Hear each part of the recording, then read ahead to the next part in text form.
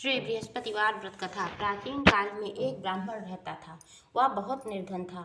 उसकी स्त्री बहुत ही मलिनता के साथ रहती थी। वह स्नान न करती, किसी देवता का पूजन न करती। ब्राह्मण देवता बहुत कुछ समझाते, परंतु उसका कुछ परिणाम न निकला। भगवान की कृपा से ब्राह्मण की स्त्री के कन्या रूपी रत्न पैदा हुआ। कन्या बड़ी होने पर प्रातः स्नान आदि करके विष्णु भगवान का जाप व बृहस्पतिवार का व्रत करने लगी। अपने पूजन पाठ को समाप्त करके स्कूल जाती तो अपनी मुट्ठी में जौ भर कर ले जाती और पाठशाला के मार्ग में डालती जाती। तब वे जौ स्वर्ण के हो जाते। लौटते समय उनको बीन कर घर को ले आती थी। एक दिन वह बालिका सोने के जौ को फटक कर साफ कर रही थी कि उसके पिता ने देख लिया और कहा, हे बेटी, सोने के जौ को फटकने के लिए सोने का सूप भी होना चाहिए। दूसरे दिन बृहस्पतिवार था। कन्या ने व्रत रखा और पूजन पाठ को समाप्त करके बृहस्पति देव जी से प्रार्थना करके कहा कि हे प्रभु, मैंने आपकी पूजा सच्चे मन से की हो तो मेरे लिए सोने का सूप दे दो। बृहस्पति देव ने उसकी प्रार्थना स्वीकार कर ली। रोजाना की तरह वह कन्या जौ फैलाती हुई जाने लगी। जब लौटकर जौ बीन रही थी तो उसे सोने का सूप मिला। उसे वह घर ले आई, परंतु उसकी माँ का वही ढंग रहा। एक दिन की बात है, वह कन्या सोने के सूप में सोने के जौ को फटक कर साफ कर रही थी कि उस समय उस शहर का राजपुत्र वहां से होकर निकला और उस कन्या के रूप और कार्य को देखकर मोहित हो गया तथा अपने घर आकर भोजन तथा जल त्याग कर उदास होकर लेट गया।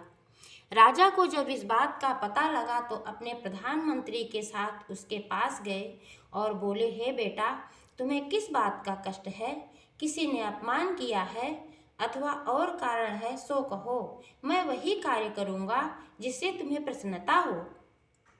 राजकुमार ने अपने पिता की बातें सुनी तो वह बोला, हे पिताजी, मुझे किसी बात का दुख नहीं है, किसी ने मेरा अपमान नहीं किया है, परंतु मैं उस लड़की से विवाह करना चाहता हूँ जो सोने के सूप में सोने का जल साफ कर रही थी।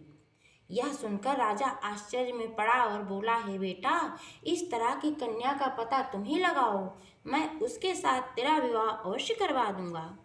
राजकुमार ने उस लड़की के घर का पता बतलाया। तब राजा के मंत्री उस लड़की के घर गए और ब्राह्मण देवता को सभी हाल बतलाया।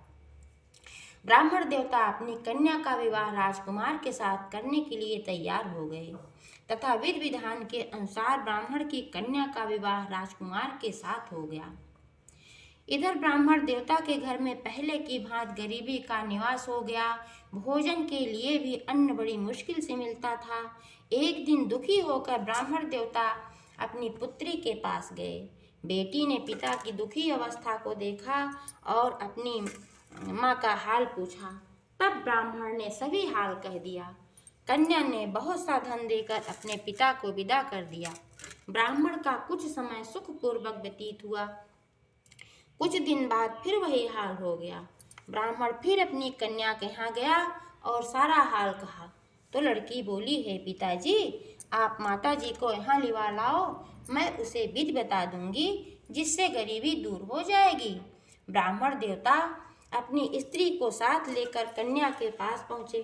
कन्या अपनी माँ को समझाने लगी, हे माँ, तुम प्रथम प्रातः स्नान आदि करके विष्णु भगवान का जाप करो और बृहस्पतिवार का व्रत करो तो सब दरिद्रता दूर हो जाएगी।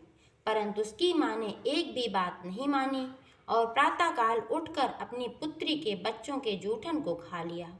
इससे उसकी पुत्री को भी बहुत गुस्सा आया। एक रात को कोठरी से सभी सामान निकाल दिया तथा उसमें अपनी माँ को बंद कर दिया।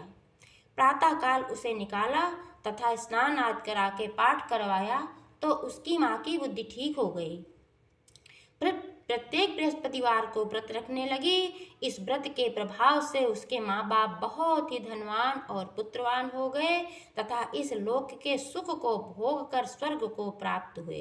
बोलो विष्णु भगवान की जय। बोलो बृहस्पति देव महाराज की जय।